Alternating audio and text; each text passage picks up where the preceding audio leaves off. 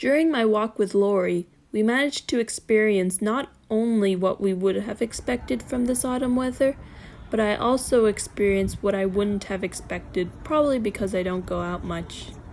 For example, I didn't expect the physical experience to be so warm to the point where my thick jacket was not needed. But despite this, the air was still fresh and cool, as I would have expected from an autumn weather. The neutral amount of natural heat combined with the walk almost felt like an exercise, only less stressful as the neutral amount of cool air allowed a more fresh feeling to be experienced during our supposed exercise. This combined temperature made the walk feel more free and healthy, since there was not too much of any sort of weather that Mother Nature would overwhelm an unprepared human for. It was simply just right.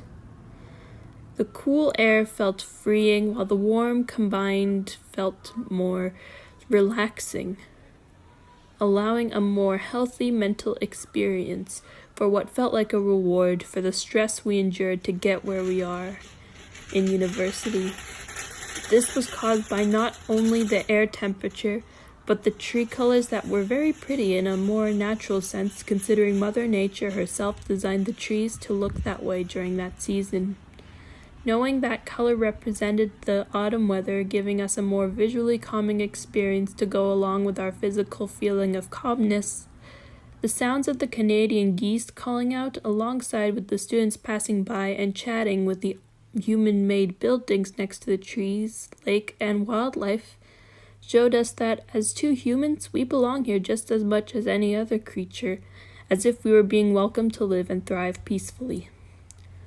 We were shown through the buildings that this area has been approved by humans who felt safe enough to live in this area for the sake of building large human shelters, and that we have our own shelter to go to just like the wildlife has their own shelter.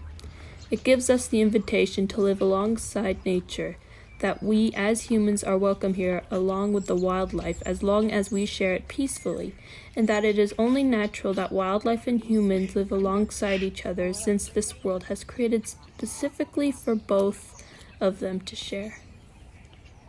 Witnessing wildlife after being alongside other humans was evidence that creatures and humans can live alongside each other, since they both equally need this world for all the love and life it has to offer creatures, and that all creatures should be grateful for all the gifts that we were given for the sake of living.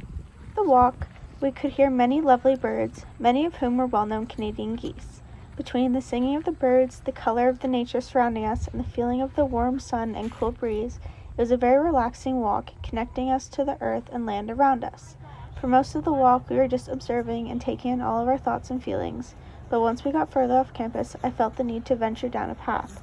I'd really wanted to see a lovely animal that was less common than birds, geese, and squirrels, which we saw a lot of. It felt as if the land was speaking to me, telling me to go down this certain path after I'd verbally explained my wishes. Once I had walked down this path, we saw a lovely crane shining in the sunlight, reflecting off the water.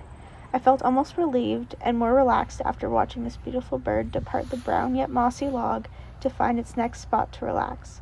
I couldn't help but tell India that I had just had a feeling to walk down this path, and that is what I was rewarded with by listening to the land. The remainder of the walk, I was very in tune with the sound of the wind in my ears, causing a small chill to run down my spine, the crunch under my shoes as I walked over the leaves and rocks underneath of me, and the sights of the trees blowing in the wind and wildlife surrounding us, waiting for the land to speak to me again to find another natural masterpiece.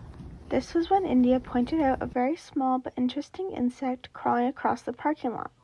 As I was looking off into the hills filled with fall colors, she looked down due to a feeling she had received. Below us was an inchworm making his way across this large parking lot to its next destination. We stopped and watched it for a while.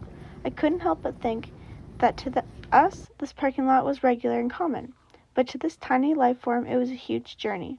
It made me realize just how big the world is, and how it's an even bigger world for other, smaller life forms, which made me feel linked to this little worm setting out on his next adventure, as a metaphor for all of us young adults starting a new chapter at university.